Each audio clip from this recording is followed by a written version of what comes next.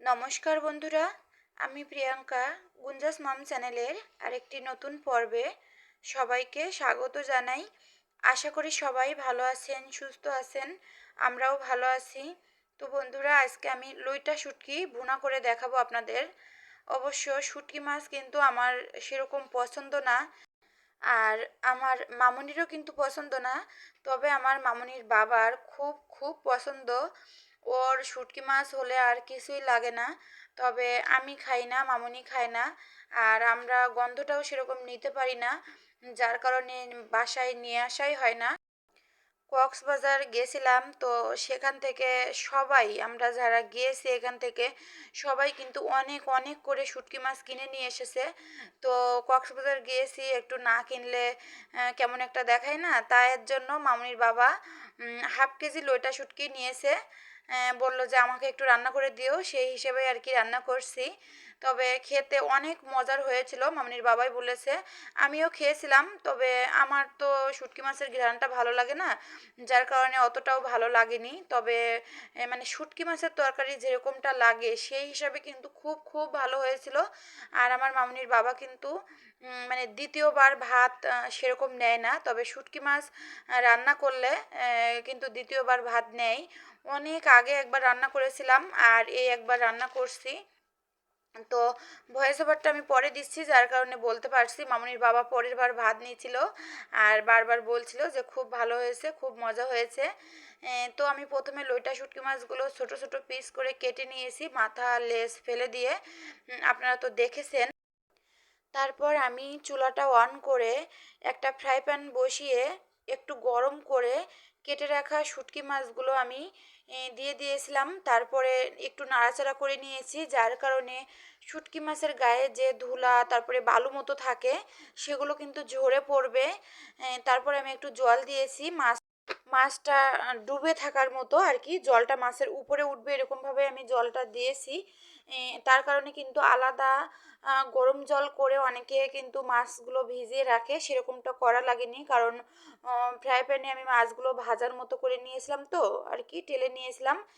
যার কারণে যে গরম ছিল তাতে আমি জল দিয়ে ঢাকনাটা বন্ধ করেছিলাম। সেই গরম জলের ভিতরেই কিন্তু মাছটা নরম হয়ে গেছিলো, পরে আমি ভালোভাবে পরিষ্কার করে নিয়েছি। আর এখন কিন্তু আমি রান্নাটা বসিয়ে দিয়েছি অলরেডি। প্রথমে আমি মাছের পিসগুলো ভেজে নিয়েছি একটু লবণ আর একটু হলুদের গুঁড়া দিয়ে। তারপর কড়াইতে আরও তেল দিয়ে পেঁয়াজ কুচি রসুন দিয়ে দিলাম। রসুনগুলো কিন্তু আমি মাঝখান থেকে অর্ধেক করে নিয়েছি আর কি, বড় কোয়া তো, বড় রসুনের কোয়া, যার কারণে আমি মাঝখান থেকে ভাগ করে তারপর দিয়েছি। আর বড় রসুন আমার এখানে দুইটা লেগেছে। একটা রসুন আর একটার অর্ধেকটা আমি এরকম আস্তভাবে দিয়েছি, আর অর্ধেকটা আমি আদা রসুন একসাথে বেটেছি, তার সাথে জিরাও বেটেছি। তো এখন আমি পেঁয়াজ আর রসুন একটু হালকা করে ভেজে তারপরে বেটে রাখা মশলা দিয়ে দিলাম, দিয়ে আরেকটু নাড়াচাড়া করে নিয়েছি। কারণ কাঁচা মশলার একটা স্মেল থাকে, তো সেজন্য একটু ভাজা ভাজা করে নিয়ে তারপরে জল দিয়েছি। তারপর আমি সব গুঁড়া মশলাগুলো দিয়ে দিয়েছি।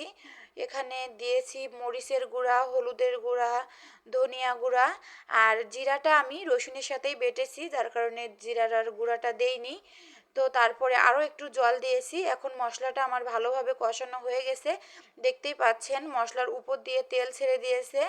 আর এখন আমি ভেজে রাখা লইটা শুটকির পিসগুলো দিয়ে দিলাম, অল্প করে নাড়াচাড়া করে আমি জল দিয়ে দিব। আর বন্ধুরা, যারা ভিডিওটি অলরেডি দেখা শুরু করেছেন একটি লাইকও করেননি, প্লিজ একটি লাইক করে তারপর ভিডিওটি কন্টিনিউ করুন। লইটা শুটকি মাছ ভুনার কালারটা এত সুন্দর এসেছিল, আপনারা তো পরে দেখতে পাবেন। আর খেতে এত মজার হয়েছিল, মামনির বাবা বারবার বলছিল যারা শুটকি মাছ খেতে পছন্দ করে তারা যদি আমার এই রান্নাটা খেত, এই শুটকি মাছ ভুনাটা খেত, তাহলে সবাই বলতো যে খুব খুব মজা হয়েছে। আর আমি তো খাই না সেরকম, তারপরেও কিন্তু খেয়েছিলাম, তো সেই হিসাবে আমার কাছেও খুব ভালো লেগেছিল। আমি তো শুটকি মাছের ঘ্রাণটার জন্য একটু মানে খারাপ লাগে, তারপরেও কিন্তু আমি অনেকটাই ভাত খেয়েছি এই শুটকি মাছ ভুনা দিয়ে। আলু ভর্তা করেছিলাম আর এই শুটকি মাছ ভুনা করেছিলাম। আমার মামুনি শুধু আলু ভর্তা দিয়েই খেয়েছে, কারণ ওকে বারবার বললাম যে খুব মজা হয়েছে খেয়ে দেখো, তারপরও ও খেলো না, যে কারণ ও এই ঘ্রাণটা নিতে পারে না। তো এই কারণে আর মাছটা আমি মশলার সাথে ভালোভাবে কষিয়ে তারপরে জল দিয়েছিলাম, তারপরে ঢাকনা দিয়েছিলাম। কিছুক্ষণ পর আমি এই যে 4টা কাঁচামরিচ উপর থেকে দিয়ে আবারও একটু ঢাকনা দিয়েছিলাম। কাঁচামরিচটা আমি দিয়েছি একটা আলাদা ঘ্রাণের জন্য। তরকারি নামানোর আগে এরকম কাঁচামরিচ উপর থেকে ছড়িয়ে দিলে কিন্তু আলাদা একটা ঘ্রাণ আসে, খুব ভালো লাগে। তো এই আমি কিন্তু চুলাটা অফ করে দিয়েছি। এখন এই অবস্থায় আমি ঢাকনা দিয়ে রাখবো আরও 10 মিনিট, তারপরে আমি তরকারিটা নামিয়ে নিব। অফ ক্যামেরায় আমি লবণ চেক করে নিয়েছি, সবই ঠিকঠাক মতো আছে। তো এখন রান্নাঘরটা পরিষ্কার করে নিব। ফিরে এলাম তরকারিটা নামানোর পর, দেখুন কত সুন্দর কালার এসেছে, দেখেই কিন্তু জিভে জল এসে যাচ্ছে। যারা শুটকি মাছ পছন্দ করে তাদের তো দেখেই জল এসে যাচ্ছে জিভে আমার মনে হয়। আর আপনারাও বুঝতে পারছেন তরকারির কালারটা দেখে, তরকারিটা দেখে যে কতটা মজার হয়েছিল। বন্ধুরা, কথা বলতে বলতে আমি ভুলেই গেছি, প্রতিদিনের মতো আবারও মনে করিয়ে দিই, যারা আমার চ্যানেলটি সাবস্ক্রাইব করেছেন তাদের অসংখ্য অসংখ্য ধন্যবাদ। যারা এখনও করেননি প্লিজ আমার চ্যানেলটি সাবস্ক্রাইব করে আমার পাশে থেকে যাবেন, আর আমিও আপনাদের পাশে থাকবো। প্লিজ বন্ধুরা, আমার ভিডিওটি ফুল ওয়াচ করেই দেখবেন। আমি কিন্তু সবার ভিডিও ফুল ওয়াচ করেই দেখি, কারণ ফুল ওয়াচ না করলে কিন্তু আমাদের চ্যানেলেরই ক্ষতি হবে। তো জেনে শুনে বুঝে কেন আমরা আমাদের নিজেদের চ্যানেলের ক্ষতি করব। প্লিজ বন্ধুরা, সবাই ফুল ওয়াচ করেই ভিডিওটি দেখবেন। ফিরে এলাম ভাত খাওয়ার সময়। তো এখন আমি ভর্তাটা করে নিচ্ছি, আলু ভর্তা কাঁচামরিচ দিয়েই করছি, কারণ শুকনো মরিচ খেলে কিন্তু আমাদের পেটটা জ্বালা করে, আমি সবসময় বলি। তো শুটকি মাছে তো গুঁড়া মরিচ দিয়েছি, যার কারণে ভর্তাটা আমি কাঁচামরিচ দিয়েই করছি।